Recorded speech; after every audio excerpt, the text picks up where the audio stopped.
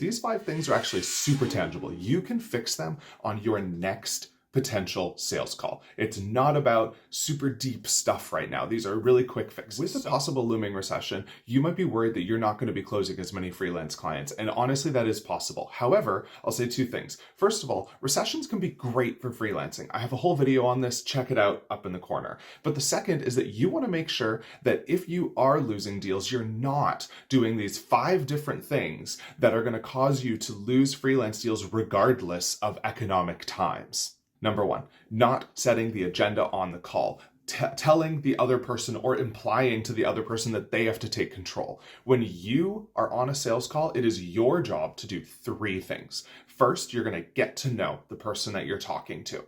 Second, you are going to learn about their challenges. And third, you're going to see if you are a fit to help them. That's it. And that's what you tell your potential client on the call. You say, hey, thanks so much for making time. My goal for today is to get to know you, learn about your challenges, see if I can help you. Anything else you want to make sure we talk about? Use that script. Go right there. Re-listen to that section.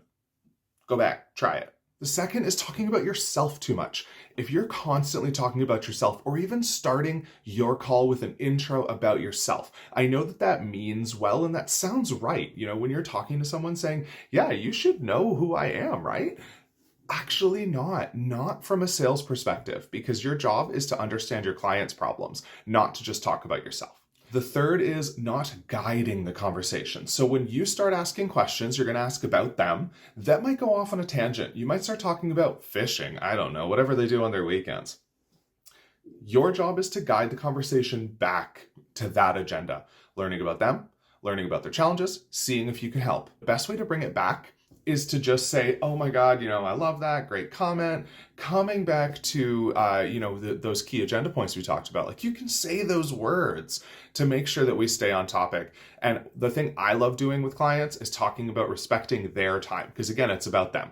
So we can go on a tangent and I can joke and say, I love that, but I want to respect your time. I'd love to jump back to the agenda if that's okay with you. I have a question for you, and then zip right through. Number 4 is not being curious about the deeper reasons behind things. So it's not just, tell me about your job or tell me about your work or what did you do on the weekend, but learning more about someone's responsibilities. What is someone accountable for? And then when you're talking about business goals and learning about their challenges, it's, what are you trying to achieve that has caused that challenge? Because the same type of freelance work can actually solve many different problems. So you want to ask those deeper questions. Ask why, ask what caused this, ask what's going on that has you concerned about this? What do you need to achieve to feel justified spending money on this? Because ultimately in business, they're choosing to spend their money to solve this problem. It better be important, and you want to know why it's important to them, because that is going to inform how you talk about your work. The 5th is potentially controversial. I know some freelancers don't agree with me on this. So if you don't,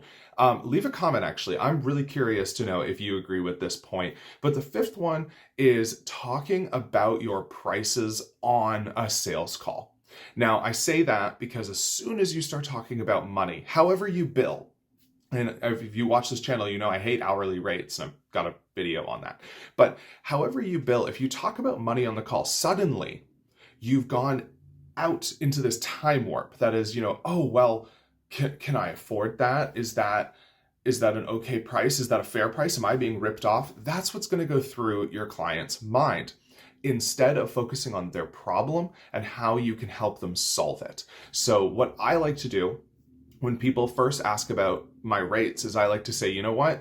I want to make sure that I understand your problems, and then I can email you rates that you can quote, that you can cite and say, these are, your rates.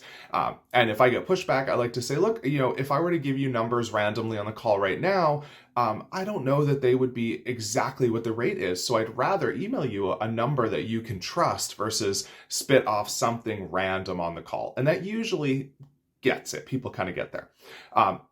Now, if they're still pushy, you can give a range, but I like to give a range that starts with your highest price. So let's say you usually charge, $50 to $100 for a thing.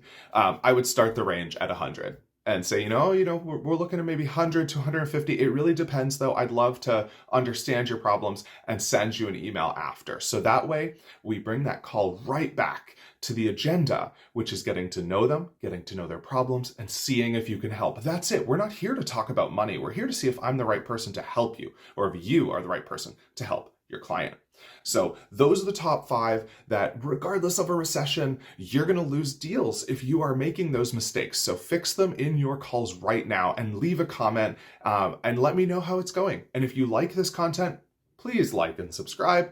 I'm pretty new on YouTube and I share pretty actively on Twitter, and I would just love to see this community grow with more and more freelancers. Ask your questions in the comments. I'd love to get them, and good luck with everything. Let me know how it goes.